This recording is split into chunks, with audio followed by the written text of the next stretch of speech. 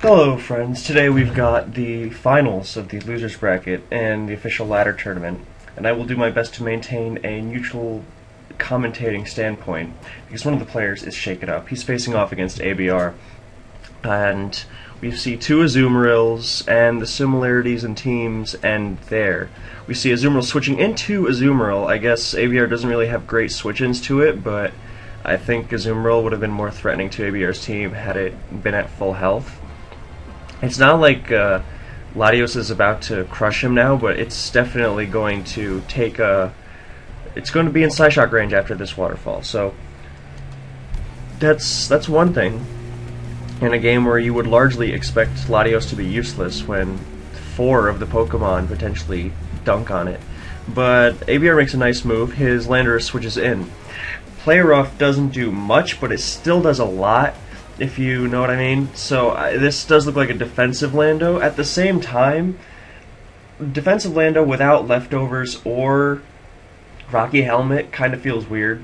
I suppose it could have Earth Plate for hitting Ferrothorn, which is pretty good for his team considering he's got Azumarill and Latios and Jirachi and a bunch of other pokes that are annoyed by it. There's Earthquake, there's a crit, rip, so I suppose that we can just assume it was not banded Azumarill on Shake's end, and that's why the player of did so much, and the Earthquake, and it's just offensive Lando. So that Earthquake was a good move. Hydro misses the Latios switch, not going to make much of a difference. I guess Latios gets to fire off an attack. Bet he double switches, or predicts the double switch rather, what I meant to say, but ABR makes a very nice move in that he would have switched into the locked Hydro and also abused the incoming Tyranitar.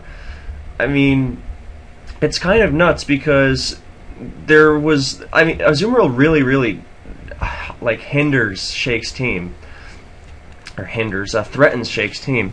So it was something was going down either way. I guess it doesn't really like Specs Hydro, but it was it could have gone worse. So there's Latios recovering after getting Scald Burned. Lando and Rotom together. There's Diancie abusing the Rotom switch. Although the sand's gone, so Exca's not going to be much of a threat, but he still doesn't want anything to do with that, especially when he's got the save counter in the thing, Jirachi. And he also wants the Rotom for Talonflame. That's a big one. So he HP fires the Jirachi for 30%. I guess he's sort of just given up and is clicking buttons right now. And yeah, there's not really much to say. They're playing fast as hell. Shake, it feels like he's throwing or just proving how little he cares, which I guess is his prerogative, even though cool, I suppose. So the Draco is dropped, rip Joey Pokeaim, and he just forfeits and leaves. So not much in the way of that one. A whopping 3+ minutes for game 1. I kind of forgot to hit resume for game 2, so we're doing the replay. And as we see, Mega Gardevoir kind of trashes ABR, and that's going to be a big one. On the other hand, Mega Altaria kind of rips shit up here as Shake lets his Rotom, his Extradital counter, which kind of blows through his team considering it is offense. I mean, Garchomp is a quote-unquote check, but I mean, come on. And replays move way too fast for me, so you'll have to excuse the brevity in this narration.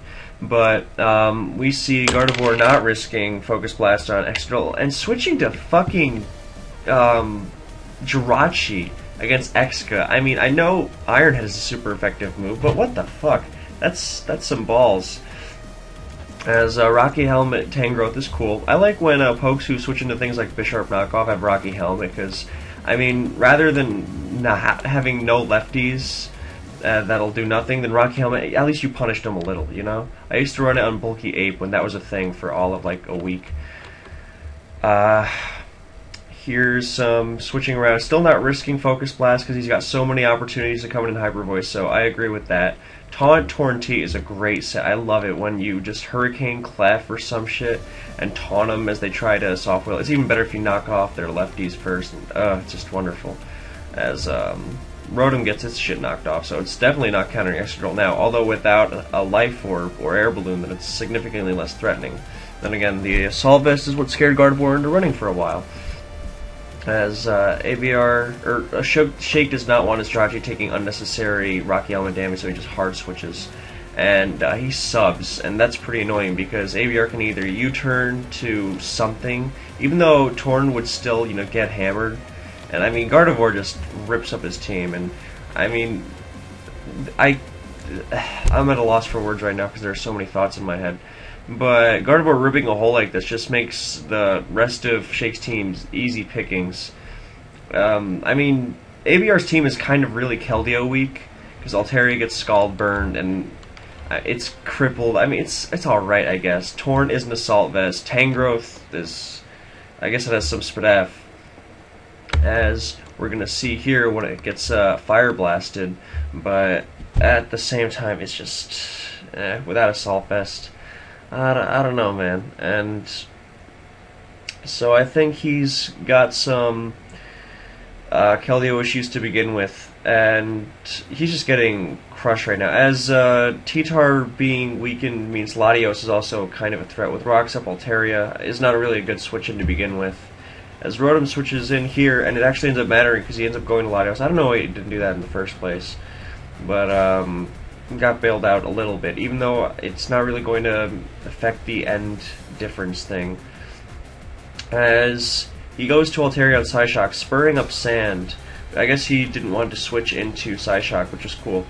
And I said out loud because I still thought I was narrating, but I forgot that I didn't hit resume, that if he used Psyshock on the Altaria there, then he should just be given a trophy right on the spot. But no, and he starts roosting, but the reason is that even though it looks retarded at first, is because he just had to hope that Shake would switch, and even at that point, it was kind of grim because he just loses to Keldeo. So, there's not much to really say about this one. ABR, after the weird game one, I mean, weird is an understatement, and then kind of gets washed in this one. So we're going to a tiebreaker after 2 sets of rape. I'm going to let the music accompany this one out.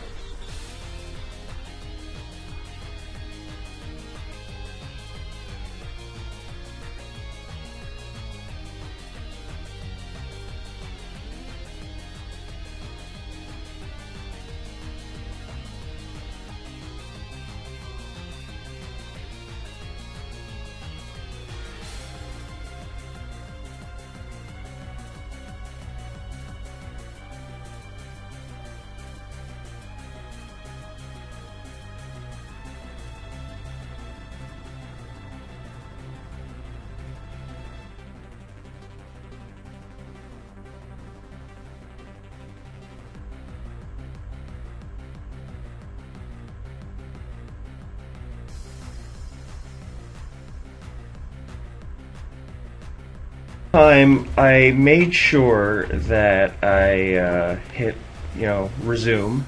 Whoops. Here we have some more offense on ABR's end. He's got a Volk, and I don't think he could have asked for a better matchup for a Volk. I mean, hazard removal sucks as always, but if it gets going, everything just keels over and fucking dies. So, like, T-Wave on Clef is like his only recourse, and then he would have to revenge with T-Tar or Garchomp. So here's Diancie facing off against Skarm, as Shake is using the Italian Classic. What the fuck was that?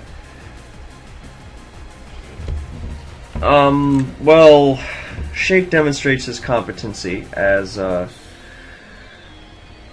always. And what? Okay, that I sort of understand, but he kind of just set up 2 spikes for ABR, which is sort of funny. And he can just, Volk at this stage of the game can just fire off attacks. It doesn't even need to set up. I think you rarely ever see Volk just attacking, because I mean it has so many limited options because of Stealth Rock and shit. So he's just letting Skarm die because. So Landorus is going to murder. Okay, Clef is in, and he dives a Fire Blast. The second spike was understandable because obviously Skarm threatens Diancie with Iron Head.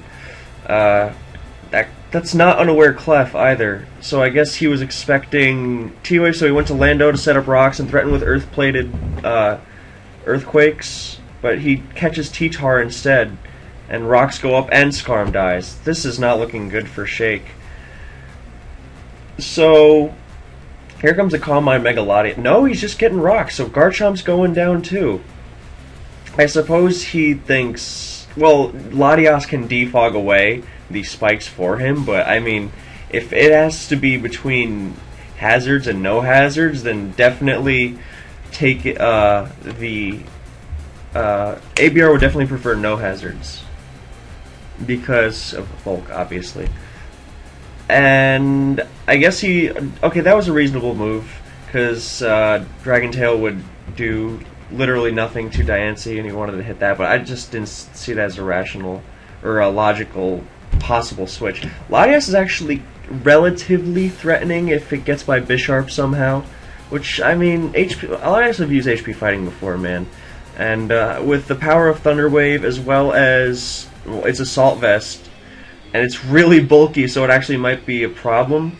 But seeing as its strongest move is Ice Beam, then Latias can defog, and then Volk will set up. Granted, if it is T-Wave, then it can't really set up, but it can threaten with Bug Buzz. There's T-Wave.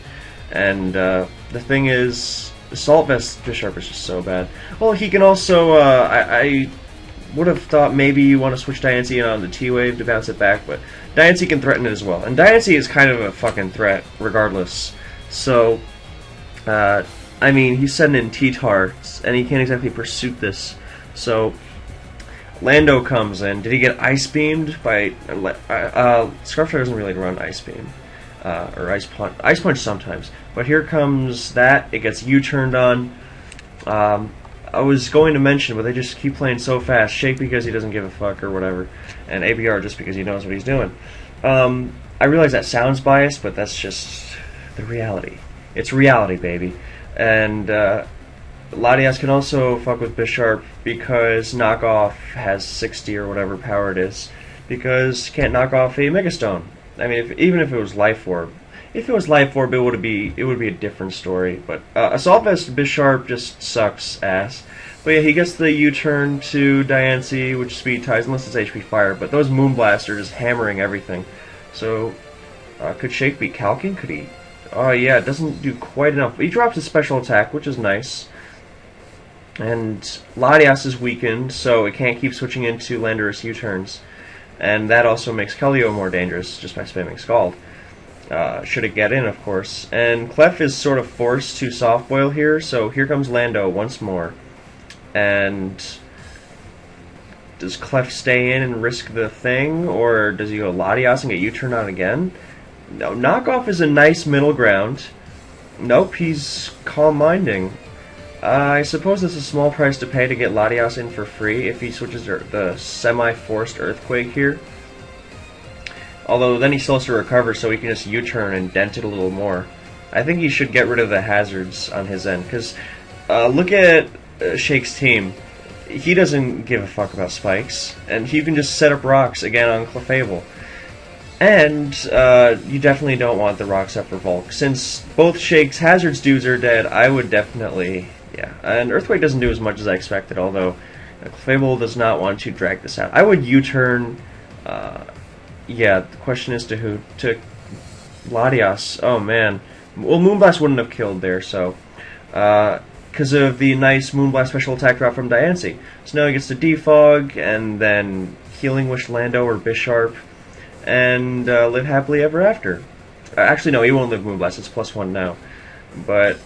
yeah, now he can batter away with Psyshock. And if he doesn't want to Healing Wish to Bisharp, of course. I think going to Bish is a little better, yep. Because it's... Assault Vest will actually help it out here in taking the powerful Moonblast. God, imagine if he dropped its special attack. That would be utterly hysterical. Fucking masterpiece of comedy. I think he shouldn't have let him get the Healing Wish off. Just limit him to the defog. I don't know what Shake was really going for there. Because, I mean, he was clearly defogging in that situation. What was... Okay.